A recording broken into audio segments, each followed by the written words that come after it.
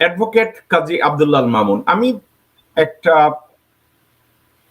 Hypothetical একটা question করতে চাই, বা কম্পারেটিভ ওয়েতে আমি আপনার সাথে প্রশ্নটা করতে চাই।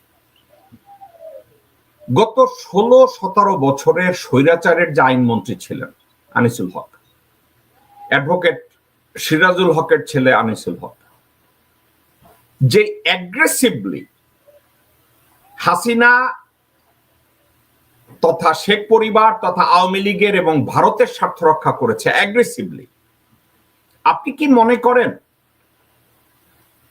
পেশাগত দিক থেকে ডক্টর আসিফ নজরুলের এই যোগ্যতাটা আছে কিনা? যেভাবে আনিসুল হক আইন মন্ত্রণালয়কে এক্সপার্টাইট করেছে in a negative way, Asif নজরুলের এই যোগ্যতা বা কারিজমা তার আছে কিনা? অ্যাডভোকেট কাজী আব্দুল্লাহ আল মামুন, আপনার কি মনে হয় ওনার কি এই যোগ্যতাটা আছে, এই সামর্থ্য আছে?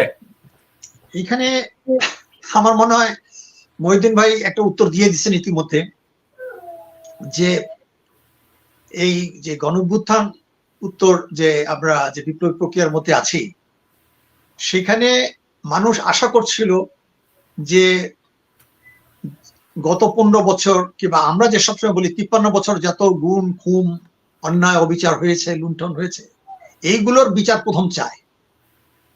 তো এই প্রথম দিকটাই হলো যে সবচেয়ে গুরুত্বপূর্ণ সরকারের যেটা আছে হাতিয়ার, সেটা হলো বিচার বিভাগ। কেন বিচার বিভাগ হলো এক্সিকিউটিভকে নিয়ন্ত্রণ করে। এখন যদি আমরা বলি সেপারেশন অফ পাওয়ার, সেই থিওরিতে বলতে legislative, executive and judiciary. Legislative নাই, এখন এক্সিকিউটিভ এন্ড জুডিশিয়ারি। এখন দেখা যাচ্ছে যে সরকার আইন মন্ত্রণালয় দিয়েই সে জুডিশিয়ারি গুলো কন্ট্রোল করে, অর্থাৎ বিচার বিভাগের স্বাধীনতা নাই, অর্থাৎ এক্সিকিউটিভের দায়িত্ব উনি পালন করছেন। তো মানুষ আশা করছিল যে এই বিগত দিনের যত খুন খারাপি হয়েছিল, মিথ্যা মামলা হয়েছিল, সেগুলোকে 24 ঘন্টার মধ্যে একটা আইন পাশ করলেই হয়, যে সমস্ত মিথ্যা আইনগুলো, মিথ্যা যে মামলা দায়ের করা হয়েছে তাদেরকে অব্যাহতি দেওয়া, পুনর্বিচার তদন্ত দেওয়া, এটা সবাই প্রত্যাখ্যান, সবাই আশা করেছিল। তারপর ধরেন বিডিআর নিয়ে এত কথা হলো, সেটা নিয়ে এত দীর্ঘায়িত হলো, এটাও মানুষ জানতে চায়। তারপরে মনে করেন যে দেখছে যে ধরেন আর্মি বলেন কিংবা বেসামরিক মন্ত্রণালয় বলেন, যারা বহাল তবিতে আছে, যারা এইসব অন্যায় গুম খুন মানবাধিকার বিরোধী অপরাধের সাথে জড়িত, তো তাদের বিরুদ্ধে কোনো ব্যবস্থা নেওয়া হলো না। তারপরে দেখেন কতগুলো ব্ল্যাক আইন, কালো আইন, সেগুলো আগের মতোই বহাল আছে। তো এখন তো মানুষ তো ভয় পাবে যে আসিফ নজরুলকে মনে করতেছে he is the most powerful man. এখন তার পিছনে শক্তিটাকে, তার পিছনে শক্তি হলো বন্দুক যার ক্ষমতা তার, যেটা আমি শুরু থেকে আমি বলে এসেছি, এবং ভেরি ফার্স্ট ডে আমি ভিডিওতে বলেছি যে জেনারেল ওয়াকার অঘোষিত সামরিক সরকারের প্রধান সামরিক সরকারের ভূমিকা পালন করছে, এবং উনি হলো হাসিনার মনোনীত এবং ভারতের রর অনুমোদিত। এই ব্যাপারে কোনো রাগ ডাক নাই। তাহলে জেনারেল ওয়াকারের কথা বলছেন? জি জি জি। এখন উনি যাই করে, ওয়াকারের ব্লেসিং ছাড়া কিছুই করে না। এবং আজকে ওয়াকারকে যদি আমি বলি যে তার নিয়োগ এবং তার প্রতি যতটুকুই আমরা জানি যে যেসব সামরিক কর্মকর্তারা এইসব জেনোসাইডের মধ্যে তারা সরাসরি অংশগ্রহণ করেছিল, সে পুলিশ বিভাগ থেকে শুরু করে, তাদের বিরুদ্ধে কোনো ব্যবস্থা নেওয়া হচ্ছে না। সেই ম্যাজিস্ট্রেট যারা নাকি তারাই এখনো আছে। তো কাজে আইন শৃঙ্খলা পরিস্থিতি রক্ষা করা, বিচার বিভাগের যে যতটুকু এখতিয়ার তার মধ্যে আছে, সেইগুলোকে তো মানুষ একটা এই বিপ্লবী প্রক্রিয়া, আমি পূর্ণাঙ্গ বিপ্লবী সরকার নাই বা বললাম, কিন্তু আমরা বলছি মানুষ আশা করছিল আজকে 4 মাসের বেশি সময় হয়ে গেছে। এখন দেখছে যে মানুষ কয়েকদিন পরে দেখবে যে কথা বলতে ভয় পাবে, কি জানি আমি কথা বললে কি হবে। আমার নিজের অবস্থায় আমি বলি, আমার তো চলে যাওয়ার কথা ছিল না আগেই, আমাকে সবাই বলছে কালকে আলোচনা হলো আপনি চলে আসেন। তো কাজেই আমি যে চলে আসব, আমি যে ওয়াকার সম্পর্কে যে যেটা আমি বিশ্বাস করি, আমি সেটাই বলবো। আমরা এরশাদের বিরুদ্ধে যেসব বক্তব্য দিয়েছি, প্রায় মানে পুরাটা সময় বলতে গেলে আমি এরশাদের আন্দোলনের বিষয় ছিলাম। তো এখন কি আসিফ নজরুল সম্পর্কে বলতে গেলে আমাকে বলতে হবে রাষ্ট্রের যে ক্ষমতা, মূল চাবিকাঠি। এখন আমরা ইউনূসকে সমর্থন করে আসছি বিশেষ পরিস্থিতিতে, উনি ভদ্রলোক, তাকে চারপাশের থেকে যদি তারা সহযোগিতা না করে, তার হাতকে যদি শক্তি না করে, তাহলে এই সরকার ফেল করবে। এই সরকার ফেল করা মানে আমাদের অনেক কিছুই হারাতে হবে। ওকে, শেখ মহিউদ্দিন আহমেদ, আপনার কাছে খুব ইম্পর্টেন্ট একটা প্রশ্ন। অ্যাডভোকেট মামুন ডিরেক্টলি একটা কথা বলেছে যে Asif Nazrul, he is not taking any order from doctor Mohammad Yunus, he is taking order from general Waker. এবং অবস্থার দৃষ্টিতে অনেক লোকজনই, এটা শুধু অ্যাডভোকেট মামুন না, বাংলাদেশের অনলাইনের অফলাইনের বহু লোকজন মনে করে আসিফ নজরুল ডক্টর ইউনূসের কাউন্সেলিং না নিয়ে জেনারেল ওয়াকারের নির্দেশেই সিদ্ধান্তগুলো নেন। আপনি বাংলাদেশের লোকজনের সাথে আপনার যোগাযোগ আছে, সাংবাদিকদের সাথে আছে, সামরিক আফসারদের সাথে আছে।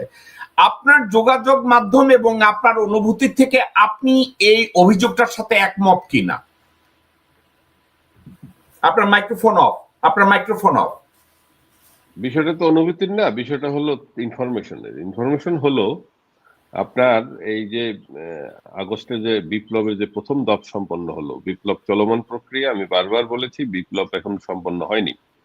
তো এই বিপ্লবের যে প্রথম ধাপ, এই প্রথম ধাপের পরে সরকারের ফ্যাসিবাদী সরকার যে পালিয়ে গেল, এরপরে যে সরকার গঠন প্রক্রিয়াটা চললো, 3 দিন আমরা রাষ্ট্র মানে সরকারহীন অবস্থায় রাষ্ট্র থাকলো।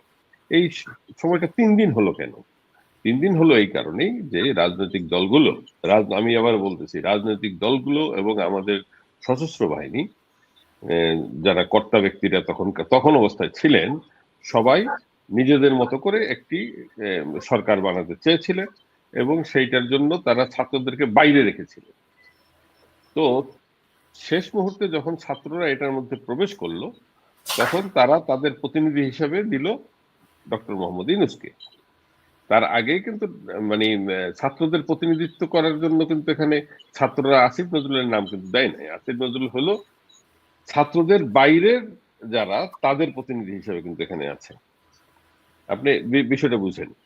এখানে হাসিনার একদম সরাসরি 2 দিন আগেও যে হাসিনার লোক ছিল, হাসিনার কর্মচারী ছিল বা লাঠিয়াল ছিল বা সরকারে ছিল, তেমন লোকও কিন্তু এই গভর্নমেন্টে চান্স পেয়েছে।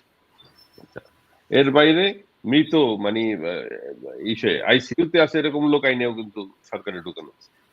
তারপর এইগুলো করতে গিয়া যখন ছাত্ররা প্রেসার দিয়ে 2 জন ছাত্রকে এবং ডক্টর মোহাম্মদ ইউনূসকে দিল, ইউনূসকে না নেওয়ার জন্য এরা কিন্তু একদম উতলা ছিল, পাগল ছিল। কারণ আপনি আওয়ামী লীগ বলেন, বিএনপি বলেন, কেউই কিন্তু ডক্টর ইউনূস কোনোভাবে সরকারের রাষ্ট্রে কোথাও আসুক এটা কোনোদিন কেউ চায় না। কারণ ওই যে তিনি একবার একটা রাজনৈতিক দল গঠন করতে চেয়েছিলেন, তিনি মহা অন্যায় করছেন। বাংলাদেশে তো আমরা আর মামুরা এর ছাড়া তো আর কেউ থাকতে পারবে না, বুঝছেন ওটা? আপনি দেখবেন এক দল আরেক দলের বিরুদ্ধে কোনো কঠিন মামলা দেয় না। এই যে দেখেন বেগম জিয়ার বিরুদ্ধে যে মামলা হয়েছে বা যত তারেক রহমানের বিরুদ্ধে হয়েছে, আবার এরাও বিভিন্ন সময় যখন হাসিনার বিরুদ্ধে যখন মামলা মোকদ্দমা করছে, কোনো কঠিন মামলা নাই। সব মামলাগুলো হয় কিন্তু এমন মামলা, বজ্র আটনি ফসকা গেরো একটা কথা আছে না, এই টাইপের। তো এর মধ্যেই জিজ্ঞাসা নিয়ে শেখ হাসিনা অবশ্য বেগম জিয়ার কিছুদিন জেল টেল খাটাই দিল, তার অবস্থা খারাপ করে দিল। কিন্তু আপনি বেগম জিয়া কিন্তু আন্তরিকতার অভাব নাই। কিন্তু পরবর্তী এখন আপনার এখন যে বিএনপি, এই বিএনপি কিন্তু যে এই সরকার বানানোর জন্য এখন তারা আন্দোলন করুক, যাই করুক, এই সরকারকে বানানোর জন্য তাদের কিন্তু যথেষ্ট একদম বাস্তবিক পদক্ষেপ ছিল। সেই ক্ষেত্রে আসিফ নজরুল যদি কার মানে আদেশ পালন করবে, এইটা আমরা কিন্তু সহজে মানে অনুমান করতে পারি। কারণ এখানে বাংলাদেশের সশস্ত্র বাহিনীকে উপেক্ষা করার মতো আপনাদের কোনো উপায় নাই, আমাদের কোনো উপায় নাই। একমাত্র শেখ হাসিনাই সশস্ত্র বাহিনীকে সাইজ করতে পারছে, আর কিন্তু সশস্ত্র বাহিনীকে সাইজ করার কোনো রাস্তা নাই। সশস্ত্র বাহিনীর অফিসারকে মেরে ফেলছে, তারপরও কেউ 2-4 জন চিল্লাপাল্লা করছে, তাদেরকে বাড়ি পাঠিয়ে দিচ্ছে। আর একটু বেশি যারা চিল্লাপাল্লা করছে তাদেরকে ওই আয়নাঘরে ঢুকিয়ে দিচ্ছে। আবার কিছু কিছু গায়েব হয়ে গেছে, বুঝছেন? সো একমাত্র সশস্ত্র বাহিনীর বিরুদ্ধে আপনার কঠিন ভাবে দাঁড়াইতে পারছে শেখ হাসিনা। এর বাইরে অস্ত্র যেহেতু তার কাছে আছে, এদের সবচেয়ে বিরাট, আপনি দেখবেন অস্ত্রধারীদের বিরাট ক্ষমতা নিরস্ত্র মানুষের বিরুদ্ধে। নিরস্ত্র মানুষ ছাড়া এদের বাহাদুরি দেখানোর আর কোনো জায়গা নেই। এটা আপনি যত বড় বিরাট জেনারেল বলেন, যত বড় ফিল্ড মাস্টার বলেন, এদের একমাত্র বাহাদুরি হলো নিরস্ত্র মানুষের বিরুদ্ধে। এই আমরা যারা নিরস্ত্র আছি আমাদের উপরে লাগলে বিরাট মাতব্বরি দেখাবে, মিডিয়ারে ফোন করে বিরাট মাতব্বরি দেখাবে। আমি যদি আপনার কথা শেখ মহিউদ্দিন আহমেদ, আপনার কথা যদি আমি কনক্লুড করি, তাহলে আপনি কি অ্যাডভোকেট কাজী আব্দুল্লাহ আল মামুনের সাথে একমত হলেন যে doctor Asif Nazrul he is taking order from general Waker? আমরা কি সাবজেক্টটা এইভাবে অ্যাজিউম করতে পারি? এইটা অর্ডার নিতেছে, আমি শব্দটা এটা না, সে তাদের ইচ্ছার বাস্তবায়ন করতে। ওকে। কারা রইল বোকাপাট, কারা রইল বোকাপাট, ভেঙে ফেল রেল পাট, রক্ত জমাট শিকল পুজোর ভাষণ বেদি। ওরে ও তরুণ নিশান, ওরে ও তরুণ নিশান, বাজে তোর গলায় বিশাল ধ্বংস নিশান, প্রাচীর প্রাচীর ভেদি। কারা